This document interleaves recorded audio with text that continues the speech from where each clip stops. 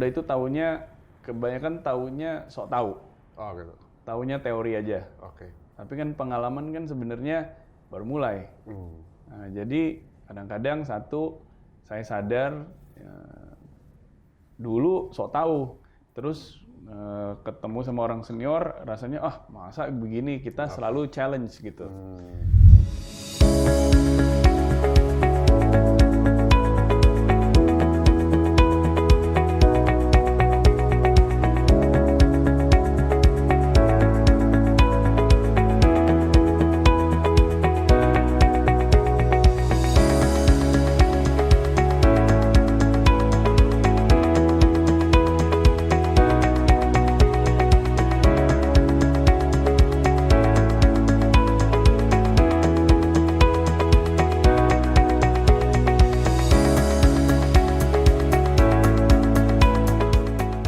Mas Bani, terima kasih udah mengundang kami ke sini. Mas Bani, terakhir kita ketemu kalau nggak salah di RUA ya, Rapat Umum Anggota INSA ya. Iya. Dan itu kalau nggak salah Mas Bani mencalonkan diri nih sebagai Ketua Umum INSA. Boleh tahu nggak kenapa sih kalau jadi Ketua INSA kan biasanya kan padat banget ya jadwalnya. Kenapa Mas Bani itu mencalonkan diri gitu loh? Iya, karena saya percaya bahwa regenerasi itu sehat, regenerasi itu bagus, dan generasi yang lebih muda itu harus berani maju untuk memimpin organisasi, bukan soal hanya memimpin tapi bekerja. Nah, orang yang lebih masih muda kan harus aktif bekerja lebih cepat. Nah, regenerasi itu yang bikin semua organisasi progresnya menjadi lebih cepat. Nah, jadi kan karena kita dulu estafet, belajar dari generasi-generasi pendahulu, maka yang meneruskan itu bisa progresnya lebih maju lagi daripada di sebelumnya gitu. Itu biasa aja gitu. Nah, itu jadi mungkin alasannya itu kenapa saya ingin teman-teman semua sebenarnya siapapun yang menjadi anggota itu harus berani lah mencalonkan diri aja, mencalonkan diri dan tentunya setelah berani mencalonkan diri ya berani juga bekerja untuk bersama-sama, itu aja. Kalau kita teman-teman menerima tuh WhatsApp ya, kalau nggak salah viral banget tuh. Tapi kita kalau nggak salah terimanya 3 hari sebelum RUA tersebut gitu loh. Jadi entah itu memangnya viralnya 3 hari sebelumnya atau sudah dibuat 1 tahun sebelumnya atau enggak, memang viral 3 hari sebelumnya tuh? Iya, enggak itu kan benar, saya jujur tidak ada niatan mau maju jadi calon ketua INSA sebelumnya, nggak ada. Cuman waktu ada pertanyaan, kebetulan ada pertanyaan, sebentar lagi ada RUA gitu. Dan sebenarnya yang menggelitik itu dikatakan sama teman-teman itu katanya di RUA INSA ini tidak ada yang berani maju menjadi calon ketua. Yang muda-muda nggak ada yang berani. Nah, saya cuma mau mewakili suara, masa sih nggak ada yang berani gitu. Nah, dan kalau dibuka kesempatan berani nggak? Berani gitu. Kalau ada kesempatan siap nggak? Siap, insya Allah siap gitu. Itu aja ceritanya, itu aja. Berarti nanti 5 tahun ke depan bakal menyalurkan diri juga ya dari ketua INSA.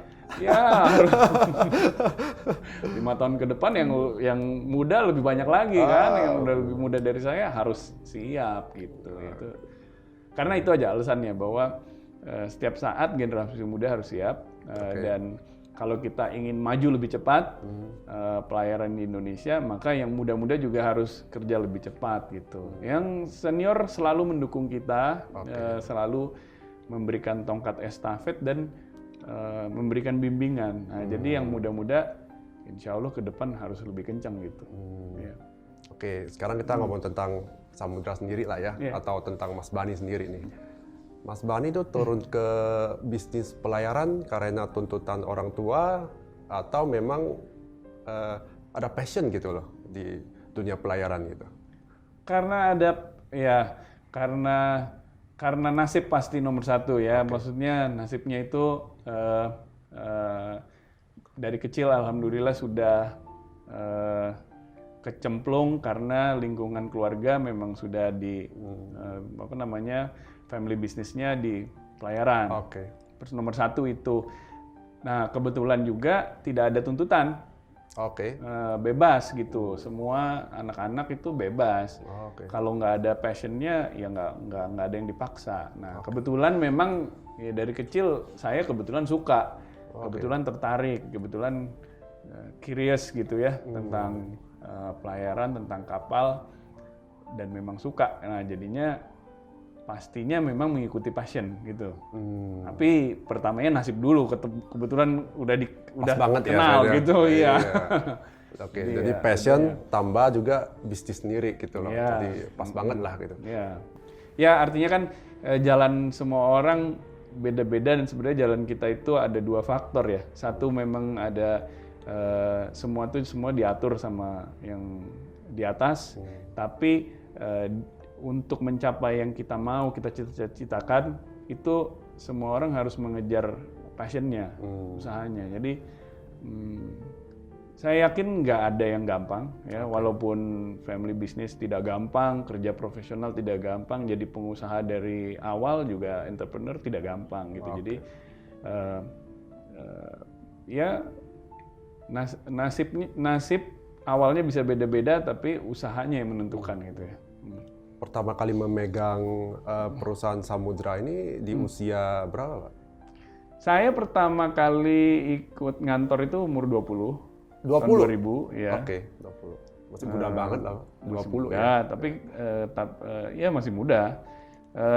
Dan pertama kali jadi direktur itu umurnya masih 27.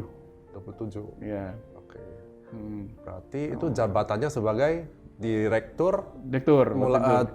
tahun pas umur 21 itu. Oh, 20 bukan. Hanya ini aja. Pertamanya magang gitu, dari magang. Dari magang. Magang dari karyawan biasa, terus baru jadi asisten manajer gitu. Dari 21 sampai berarti magang berapa tahun tuh? 7 Ya tahun. sekitar 7 tahun. 7 tahun. Bukan magangnya 7 tahun, tapi mulai kerja lah 7 tahun mulai. Oke. Tapi Benar-benar kerja ya. umur 20 itu ada special treatment dong. Ada nggak? Iya, sebenarnya kalau special treatment itu mau tidak mau ya. Tapi kan bukan berarti ada privilege dari keluarga yang memberikan tiba-tiba langsung punya jabatan, tiba-tiba langsung punya kuasa, enggak. Tapi sebenarnya persepsi orang. Oke. Persepsi orang beda-beda, ada yang bilang, wah ini anaknya yang punya, Iya, pasti atau dong. Ini ada juga yang bilang, wah ini anak nanti nggak tahu apa-apa, sok tahu semua. Tapi ya semua benar sebenarnya. Oke. Tinggal kita menunjukkan hasilnya itu, respon kita itu positif atau negatif. Kan ada yang meragukan atau bahkan meremehkan. Ada juga yang terlalu meninggi-ninggikan. Itu juga semuanya tergantung responnya. Kalau kita mengambil positifnya, hasilnya baik. Tapi kalau kita salah menanggapi, bisa jadi negatif gitu. Jadi itu kita harus tahu bahwa mau tidak mau ada lingkungan itu punya bereaksi terhadap kondisi itu beda-beda gitu. Oke. Ya. Mas Bani, ketika Mas Bani pas umur 21 ya tadi ya, masuk ke bisnis pelayaran, masuk ke pelayaran samudra lah. Pernah terjadi gesekan nggak dengan senior manajemen nih? Jangankan waktu umur 21, sampai saat ini gesekan itu biasa. Oh biasa? Biasa, gesekan itu pasti terjadi. Nah, tapi dulu waktu awal-awal kerja masih lebih muda, tentu satu, saya sebagai anak muda itu kebanyakan taunya sok tahu. Oh gitu. Taunya teori aja. Oke. Tapi kan pengalaman kan sebenarnya baru mulai. Nah, jadi kadang-kadang saya sadar dulu sok tahu, terus ketemu sama orang senior rasanya masa begini, kita selalu challenge gitu. Nanti tapi seiring berjalan waktu ada balancing tuh. Mungkin kita ada ide baru, mungkin juga akhirnya tahu fakta di lapangan mungkin bisa beda-beda gitu. Nah, jadi gesekan itu biasa, proses dari kita belajar dan saling belajar dan mengingatkan gitu juga. Sama. Yang sudah biasa jalan juga nggak ada masalah dikasih remind dengan ide-ide baru, sehingga jadi bisa saling menguatkan gitu. Ya.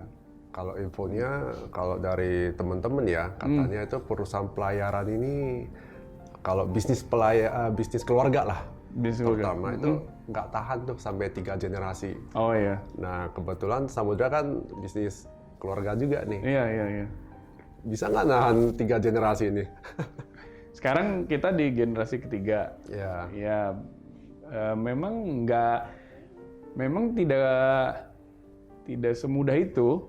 Artinya kan begini, kalau tambah generasi tambah banyak orangnya. Iya betul. Nah, artinya memang harus dijaga kekompakan, harus dijaga juga trust. Antara kalau itu keluarga, antara anggota keluarga dan antara teman-teman di kantor juga. Untungnya di Samudra ini kami diajarkan untuk menerapkan transparansi. Jadi memang keterbukaan itu polisinya. Dari top management juga transparent management. Jadi kita selalu terbuka, memang tidak ada yang perlu rahasia gitu. Tidak ada rahasia-rahasia. Policy top management sampai ke level karyawan itu kita bisa open. Nah, dengan begitu mungkin trust bisa lebih mudah juga di-build gitu ya. Nah, dengan trust yang baik menurut saya itu bisa long lasting. Nah, itu mudah-mudahan ya bisa tahan berapa generasi ke depan pasti gitu. Modalnya itu trust harus ada gitu. Tadi Mas Fani bilang ada 70-80 perusahaan itu di bawah Samudra Indonesia Group. Iya betul. Terbagi jadi apa aja segmennya? Pelabuhan mungkin ya. Segmen terbesar kan pertama pelayaran. Pelayaran. Ya kan pelayaran. Pelayarannya kan ada yang domestik, ada yang internasional, ada yang tanker, ada yang peti kemas, ada yang pelayaran khusus lainnya gitu. Jadi ada beda-beda. Kemudian ada yang joint venture juga PT-nya bisa berbeda. Kemudian kita di pelabuhan. Terminal operator, kemudian penyediaan peralatan pelabuhan, perawatan pelabuhan, yang semua terkait sama terminal. Terminal domestik ada, terminal internasional ada, kemudian bongkar muat, perusahaan bongkar muat, yang juga memerlukan izin di masing-masing pelabuhan tuh beda-beda gitu, yang bikin jadi banyak gitu. Nah, kemudian logistik service provider juga dibagi berdasarkan daerah, berdasarkan negara, berdasarkan kota, itu bisa ada PT-nya masing-masing sebagai logistik service provider.